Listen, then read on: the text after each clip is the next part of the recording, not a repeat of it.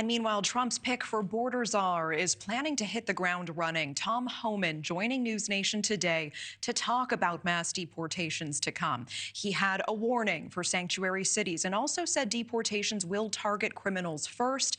But if you are in the country illegally, you are not off the table, in his words. Today marking 50 days until Donald Trump's inauguration, and Trump said he plans to invoke the Alien Enemies Act of 1798 to remove immigrants in the country illegally.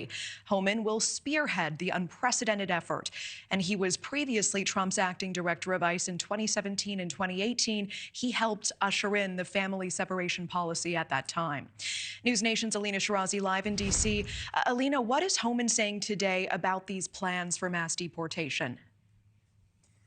Natasha, good evening. We know the president-elect Trump is promising to crack down on the ongoing border crisis, including mass deportations after taking office. And we know his newly appointed border czar, Tom Homan, as you mentioned, gives new insight into how exactly this process is going to play out. A secure border save lives, and we can't secure the border if we don't run this deportation operation. We got to send a message to the whole world. You can come to the greatest nation on earth, but you got to do it legally. President-elect Trump's newly appointed border czar, Tom Homan, sitting down with NewsNation, laying out how he plans to carry out Trump's plans for the largest mass deportations in American history. So when you have millions of people coming across the border, 9 out of 10 will get an order of removal from an immigration judge. Of course, there has to be an historic deportation operation because we have no other option. If the court order doesn't mean anything, if the judge order doesn't mean anything, then what are we doing?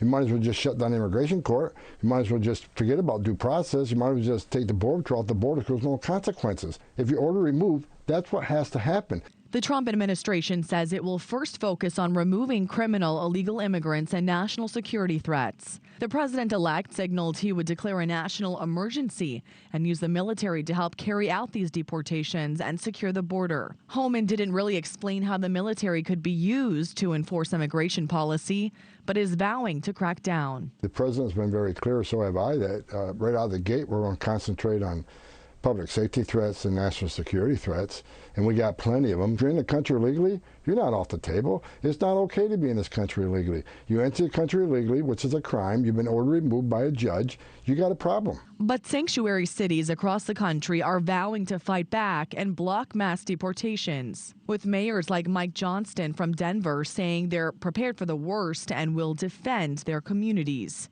something Homan is not taking lightly. I cannot believe as an elected mayor or elected governor, you do not want public safety threats out of your community?